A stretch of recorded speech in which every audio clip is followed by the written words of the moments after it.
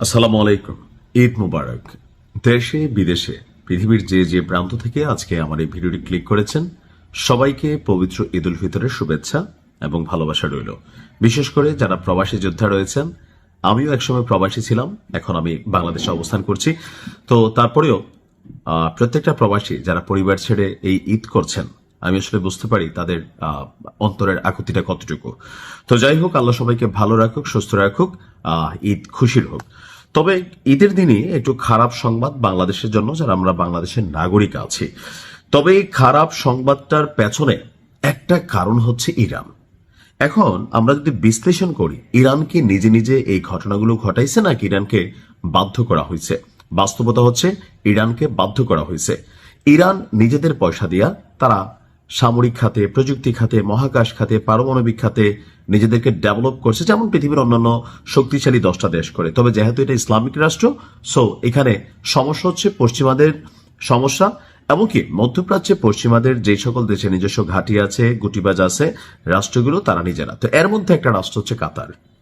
ইরানের বিরুদ্ধে ট্রাম্পকে অভিযান চালানোর জন্য সৌদি এবং কাতার সবচেয়ে বড় বেশি ভূমিকা রেখেছে, এটা নিয়ে আপনারা ইতিমধ্যে জেনে গেছেন। তো এর পরিপ্রেক্ষিতে কাতারে অনেক বড় হামলা চালাইছে ইরান। আর গতকালকে নিউজটা দিয়েছিলাম, প্রায় 5 বছরের জন্য কাতারকে পিছাই দিছে যে উদীয়মান অর্থনীতি ছিল। আর মেইন কারণটা হচ্ছে কাতারের রাস লাফান ইন্ডাস্ট্রিয়াল সিটি, সেখানে ইরানের ক্ষেপণাস্ত্র হামলায় ব্যাপক ক্ষয়ক্ষতি হয়েছে। আর এতে পাকিস্তান, বাংলাদেশ এবং ভারত ততটা বেশি ধাক্কায় পড়বে না, তাদের নিজস্ব ইন্টারনাল সোর্স আছে। বাট বাংলাদেশ এবং পাকিস্তান, এই দুই দেশ খুব শীঘ্রই বিদ্যুৎ বিভ্রাট এবং শিল্প কারখানায় উৎপাদিত হওয়া পণ্যে বিশেষ বড় ধাক্কা খাবে। ইতিমধ্যে বাংলাদেশে বিদ্যুৎ বিভ্রাট শুরু হয়ে গেছে।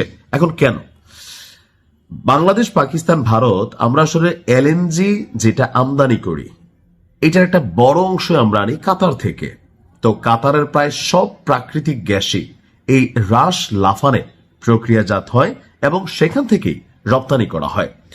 জ্বালানি খাতের তত্ত্ব বিশ্লেষণকারী প্রতিষ্ঠান ক্যাপলারের মতে পাকিস্তান এবং বাংলাদেশ তাদের এলএনজি আমদানির যথাক্রমে 99% এবং 70% পায় কাতার থেকে।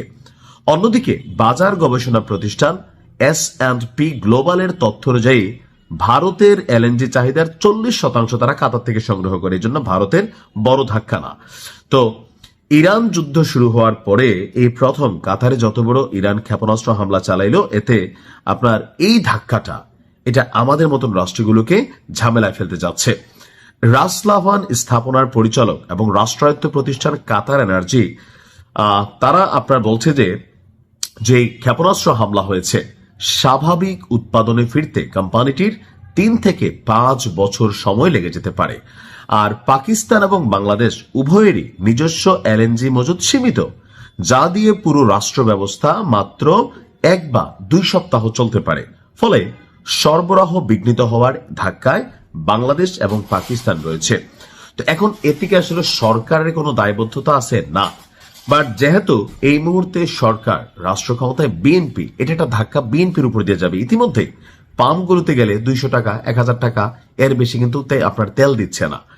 এটা এখনো কিন্তু স্বাভাবিক। বাংলাদেশ, সিঙ্গাপুর এবং বিভিন্ন দেশ থেকে হিউজ পরিমাণ টাকা দিয়া সরকার এলএনজি কিন্তু কিনছে। ইরান বাংলাদেশের শিপকে তারা হরমুজ প্রণালীতে ডিস্টার্ব করতেছে না, বাট আমরা চাই না চাই আমরা এই সিস্টেমের মধ্যে আটকে গেছি। তো এখন বাংলাদেশ সরকার বিকল্প ব্যবস্থা খুঁজছে। যদি সরকার বলছে তেমন কোনো ধাক্কা পোহাতে হবে না, আমরা জাস্ট হচ্ছে একটু নিজেরা কি বলা হচ্ছে একটু সচেতন হইতে হবে, একটু মিতব্যয়ী হইতে হবে, তারপরেও এটা একটা বড় ধাক্কা লাগতে যাচ্ছে। এখন এই ধাক্কার জন্য রাষ্ট্র কিভাবে বিকল্প ব্যবস্থা নেবে, অথবা মাত্র সরকার একটা হানিমুন পিরিয়ড চলছে এই সরকারের, তো এই মুহূর্তে সেই ধাক্কাটা আসলে কিন্তু একটা বড় ধরনের প্রতিক্রিয়া তৈরি করবে। তো দেখা যাক কি হয়। ভালো থাকুন। আসসালামু আলাইকুম।